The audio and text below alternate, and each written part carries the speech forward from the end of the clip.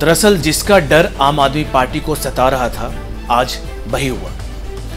दिल्ली में कथित शराब घोटाले की जांच अब मुख्यमंत्री अरविंद केजरीवाल तक पहुंच गई है और इस मामले में सीबीआई आम आदमी पार्टी के संयोजक और दिल्ली सीएम अरविंद केजरीवाल से पूछताछ करेगी। उन्हें 16 अप्रैल को पूछताछ के लिए पेश होने का समन जारी किया गया है। आज इसको लेकर आम आदमी पार्टी के राज्यसभा सांसद संजय सिंह ने एक प्रेस कॉन्फ्रेंस किया। आम आदमी पार्टी की तरफ से बताया गया कि सीबीआई की पूछताछ में अरविंद केजरीवाल शामिल होंगे। पार्टी का आरोप है कि केंद्र सरकार राष्ट्रीय पार्टी का दर्जा मिलने के बाद दबाव बनाना चाहती है। आपको बता दें कि इस मामले में दिल्ली के पूर्व मुख्यमंत्री मनीष सिसोदिया भी जेल में बंद है। सिसोदिया को केंद्रीय जांच ब्यूरो यानी सीबीआई ने 26 फरवरी को गिरफ्तार किया था। मनीष सिसोदिया से जेल में ईडी ने भी पूछताछ की थी। ईडी ने पूछताछ के बाद जेल से ही मनीष सिसोदिया को गिरफ्तार कर लिया था। ईडी ने मनीष सिसोदिया को रिमांड पर लेकर भी पूछताछ की। मनीष सिसोदिया ने इसी मामले में रॉज एवेन्यू कोर्ट में याचिका दायर कर जमानत की मांग की थी, लेकिन कोर्ट ने इसको खारिज कर दिया। आज मैं शराब घोटाले से जुड़े हर वो लोग, हर वो शराब की दुनिया में जो कारोबारी हैं, उनके बारे में और क्या है शराब घोटाला, उसके बारे में हर एक बारीकी आज मैं बिल्कुल एक एक तह तक आपको बताऊंगा कि दरअसल शराब घोटाला है क्या, इसमें कौन कौन से लोग इन्वॉल्व थे, किन किन लोगों के ऊपर एफआईआर दर्ज हुआ है, हर एक के बारे में आज हम आपको बताएंगे। दरअसल सबसे पहले दिल्ली सरकार से जुड़े वो 4 लोग जो आरोपी हैं, जिनमें सबसे पहले मनीष सिसोदिया पूर्व डिप्टी सीएम, एलजी कृष्णा पूर्व कमिश्नर, आनंद तिवारी पूर्व डिप्टी कमिश्नर और पंकज भटनागर असिस्टेंट कमिश्नर, ये सरकार से जुड़े हुए लोग थे। इसके साथ ही जो कारोबारी थे, जिनमें सबसे जो बड़ा नाम है विजय नायर, मनोज राय, अमनदीप ढाल, समीर महेंद्रू, अमित अरोड़ा, दिनेश अरोड़ा, सनी मारवाह, अरुण रामचंद्र पिल्लई, अर्जुन पांडे, जो बड़ी रिटेल प्राइवेट लिमिटेड और महादेव लिकर्स, ये वो लोग हैं जिन पे सीबीआई ने एफआईआर दर्ज किया है। अब मैं आपको बताता हूं कि दरअसल ये क्या है, शराब घोटाला है क्या, ये क्या मामला था जिसमें इतने बड़े बड़े लोग इन्वॉल्व थे और अब दिल्ली के मुख्यमंत्री अरविंद केजरीवाल के ऊपर भी इस शराब घोटाले का आंच आया है और सीबीआई ने पूछताछ के लिए समन जारी किया था। तो दिल्ली सरकार ने 17 नवंबर 2021 को नई एक्साइज पॉलिसी लागू की थी। दिल्ली सरकार ने इस नीति के लागू होने के बाद राजस्व में इजाफे के साथ ही माफिया राज खत्म करने का तर्क दिया था, लेकिन हुआ ठीक उल्टा। दिल्ली सरकार को राजस्व का नुकसान हुआ। दिल्ली के तत्कालीन मुख्य सचिव ने जुलाई 2022 में दिल्ली के तत्कालीन मुख्य सचिव ने एलजी बीके सक्सेना को रिपोर्ट सौंपी थी, जिसमें मनीष सिसोदिया पर शराब कारोबारियों को अनुचित लाभ पहुंचाने का आरोप लगाया था। एलजी ने इस मामले की जांच सीबीआई से कराने की सिफारिश की थी।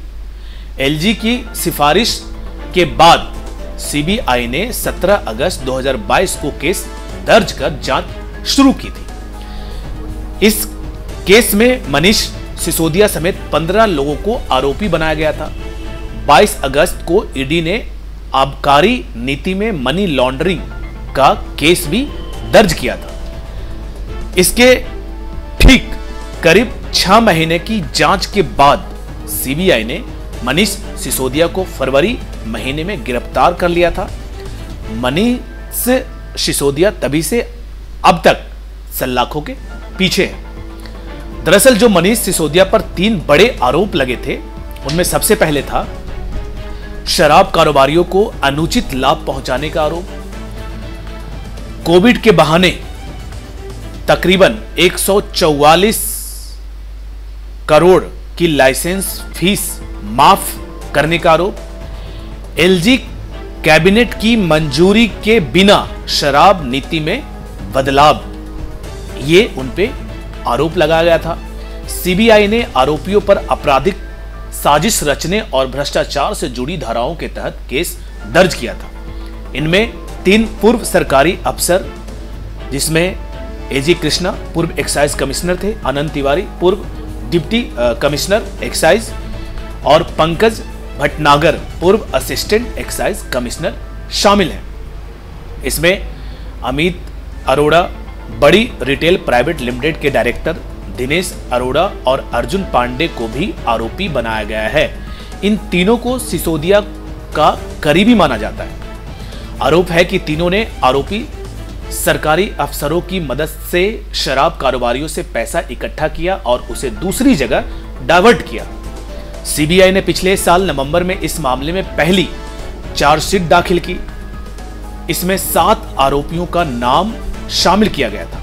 हालांकि इसमें सिसोदिया का नाम तब नहीं था। इस मामले में ईडी ने भी जांच कर रही है और ईडी भी इस मामले में अदालत में चार्जशीट दायर कर चुकी है।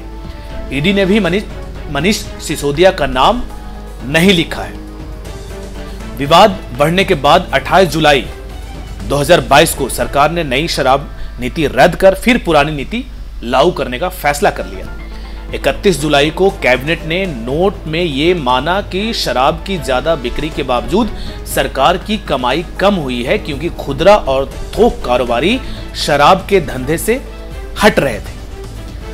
वित्त वर्ष 2022-23 की पहली तिमाही में 1485 करोड़ रुपए का रेवेन्यू मिला, जो बजट अनुमान से करीब 38% कम था। अब मैं आपको बताऊंगा क्या थी नई शराब नीति, क्योंकि यह जानना भी आपको बहुत जरूरी है। 17 नवंबर 2021 को आम आदमी पार्टी सरकार ने जो लागू की थी, उसमें राजस्व में 9,500 करोड़ रुपए की बढ़ोतरी का अनुमान लगाया गया था। शराब के कारोबार से सरकार और निजी कंपनियां इन, ये मैं बदलाव की जो नई नीति थी उसकी बात कर रहा था। 32 जोन में 849 दुकानें खुलनी थी। हर जोन में अधिकतम 27 दुकान का एक मापदंड तैयार किया गया था। पहले 864 में से 475 दुकानें 4 सरकारी कंपनियां चलाती थी। और ये जो मैंने अभी आपको बताया, ये पहले की जो नीतियां थी उसको बदलाव करके नई शराब नीति लाई गई थी। 17 अगस्त को सीबीआई ने केस दर्ज किया और 2 दिन बाद ही 19 तारीख को मनीष सिसोदिया के घर और दफ्तर समेत 7 राज्यों के 31 ठिकानों पर छापेमारी की। 30 तारीख को सीबीआई ने सिसोदिया के बैंक लॉकर भी खंगाले। सिसोदिया ने दावा किया कि सीबीआई को कुछ नहीं मिला। 16 सितंबर 2022 को ईडी ने 40 से ज्यादा ठिकानों पर छापा मारा। ईडी ने मनी लॉन्ड्रिंग के मामले में यह छापेमारी की। 16 सितंबर को ईडी ने फिर दिल्ली एनसीआर के अलावा आंध्र प्रदेश और कर्नाटक समेत कई राज्यों के 40 से ज्यादा ठिकानों पर छापेमारी की। 27 सितंबर को सीबीआई ने विजयनगर ओनाली मंच लॉडर के पूर्व सीईओ को गिरफ्तार किया। अगले ही दिन ईडी ने भी समीर महेंद्रू को गिरफ्तार कर लिया। सीबीआई के एफआईआर के मुताबिक मनीष सिसोदिया के कथित करीबी अर्जुन पांडे ने शराब कारोबारी समीर महेंद्रू से 2 से 4 करोड़ रुपया लिए थे। यह रकम विजय नायर की ओर से ली गई थी। विजय नायर कुछ साल तक आम आदमी पार्टी के कम्युनिकेशन इंचार्ज भी रहे हैं। 10 अक्टूबर को सीबीआई ने अभिषेक बोयनपल्लू को गिरफ्तार किया। अभिषेक बोयनपल्ली अरुण रामचंद्र पिल्लई का पार्टनर है। 17 अक्टूबर को सीबीआई हेडक्वार्टर में मनीष सिसोदिया से 9 घंटे तक पूछताछ हुई। 8 नवंबर को सीबीआई ने अदालत में बताया कि दिनेश अरोड़ा सरकारी गवाह बनने को तैयार हैं। दिनेश अरोड़ा को सिसोदिया का करीबी माना जाता है। 10 नवंबर को ईडी ने मनी लॉन्ड्रिंग मामले में अरविंदो फार्मा के डायरेक्टर शरत रेड्डी और पेरनोड रिकॉर्ड के एग्जीक्यूटिव विनय बाबू को गिरफ्तार किया। 14 तारीख को ईडी ने विजय नायर और अभिषेक बोयनपल्लू को अरेस्ट किया। 30 नवंबर को सीबीआई ने बड़ी रिटेल के डायरेक्टर अमित अरोड़ा को भी गिरफ्तार किया। अमित अरोड़ा को भी सिसोदिया का करीबी माना जाता था। तो दरअसल ये था वो पूरा मामला शराब घोटाले का, जो दिल्ली में शराब घोटाला जो हुआ है। क्या नई नीति थी, क्या पुरानी नीति थी, हर एक पहलू को आज हम आपके सामने इसलिए रखा क्योंकि हमें मालूम था कि कई लोगों को पता ही नहीं था कि नई शराब और पुरानी शराब नीति क्या था और कौन कौन लोग इसमें इन्वॉल्व थे।